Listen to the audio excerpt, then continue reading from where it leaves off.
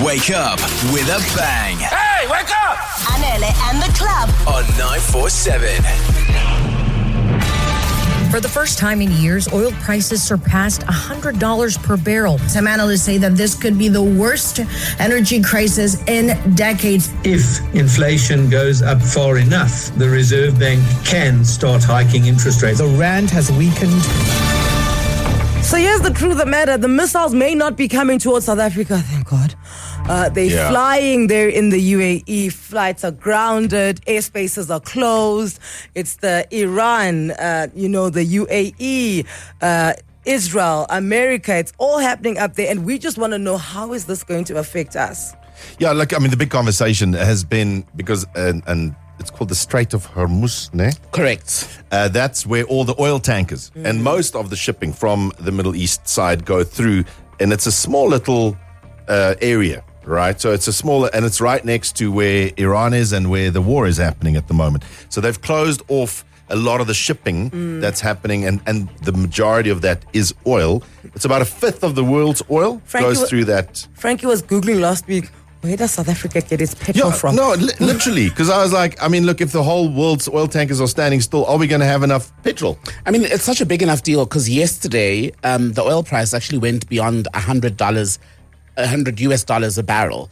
And that's a huge thing because that then speaks to how much we will pay for fuel right across the world, right?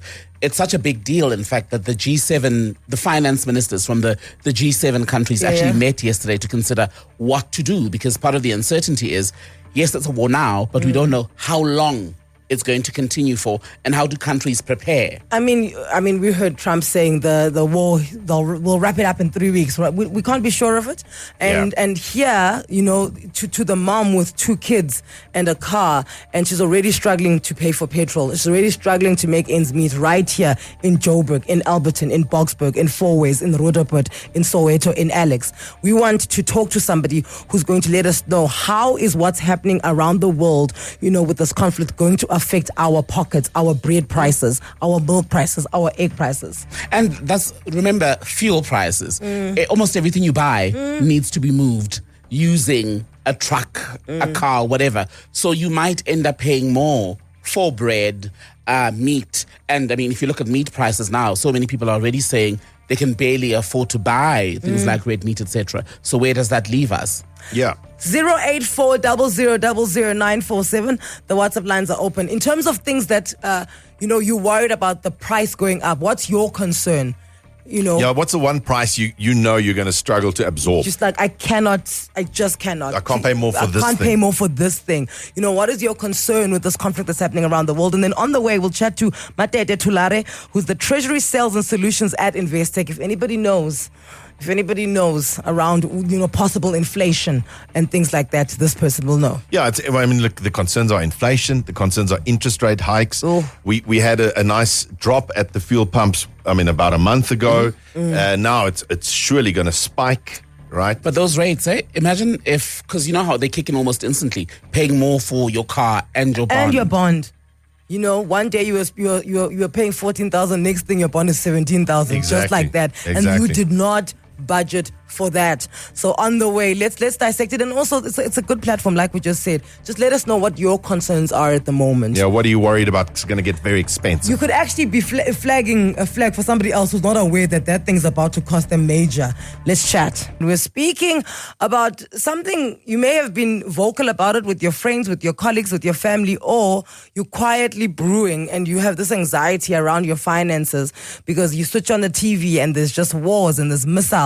And these are the regions where we get our oil from. These are the regions where we get our petrol from. And you know that sooner or later something is going to affect you with this conflict that is happening in the rest of the world. And we just want to find out today, are we justified to be this stressed about our finances? For the first time in years, oil prices surpassed $100 per barrel. Some analysts say that this could be the worst energy crisis in decades. If inflation goes up far enough, the Reserve Bank can start hiking interest rates. The rand has weakened. My name is Franz. I'm an Uber driver, and this petrol hike will really affect us very badly, For me, it's petrol. That's crazy. I do scholar transport, and I can tell you I am super stressed about this whole situation. Here, Anele and The Club, I cannot pay 1 cent more for electricity. Like, if electricity goes up, it's over for me. And all of these are connected by fuel, by the way. So even with electricity, remember we burn diesel to generate some of the electricity we do. So it definitely, all of it's connected. Everything in our lives, somewhere along the line, touches some kind of transport, touches some kind of diesel, petrol, whatever it is. I feel sorry for Uber drivers because they really are already like holding on by a thread. Right. Same with these little delivery drivers we use. Like if you use the home delivery, it's the same story. That affects them. The profit margins are, we may look at it like, well, there's always an Uber in operations. There's always a Chica 60 guy, delivering something. The margins are so small. Toby Lane, Pretoria, what's your concern, my love? Hi, guys. Well, this might be frivolous, but for me, it's coffee. I cannot pay a cent more for coffee. It is getting out of hand. I don't know if this addiction is now worth it anymore, but I have nothing left in me. And while I'm still here, chocolate. What is happening with chocolate? You're allowed, babe. Those are the things that make your life easier. You're allowed to complain. Okay, so here's the thing. Immediately when people say coffee, I say, do you have a machine at home where you're making it yourself, or is it just as expensive, whether it's yourself at home or if you go to a Vida? At home, Nescafe, coffee. I'm buying the refills. I'm doing everything I can. I think I must just drink green coffee now. I mean, green tea. Yeah. Because at this rate, I'm going to lose some weight, so why not? No, you'll be miserable. Tobile, even me, firstly, it's not frivolous. The cost of coffee is extreme. It's extreme. And also, guys, if coffee gives you guys personality, you should get people to... Let's do back a buddy. Be like, guys, it's in your best interest for me to be in a good mood. So everybody must contribute. So how much is I'm not a coffee drinker, sadly. I'd love to be because I think coffee drinkers are so cool. How much is a cup of good coffee? Like at Seattle, at Starbucks, at Vida, like a great cup of coffee? I'd put it at about 60, 70. 70 rand? You see? Yeah. You see that reaction? The reaction. Yeah, you see that unless reaction. if you're getting a very basic small cappuccino, that's maybe 40 rand. It's very expensive, eh? It is very expensive. expensive. $500 a week, guys. That's $500 a week. Well, I mean, that's the point. So no one, I don't know anyone that has a cappuccino every day anymore because it's just ludicrous, right? So you're going to drink either at home, make a coffee like Tobile is doing, or you're going to have one maybe a week as a treat because you can't afford it to have it every day. Ernest in Kloofendal, good morning. Good morning to you and to the team. My concern is sorry? No, go for it. Your concern? We're talking about petrol going up, but have we thought about it? The entire automotive industry is going to suffer. How much componentry is brought in from China? That's all going to go up. The guys are going to extend in the aftermarket, are going to extend their service time because it costs more to service a car. So it's going to have a massive effect on the automotive industry. Okay, yes. Ernest, please speak to me like I'm stupid. So, run me through the entire thing because I've been left behind now. So, what's going to be expensive in the motor industry?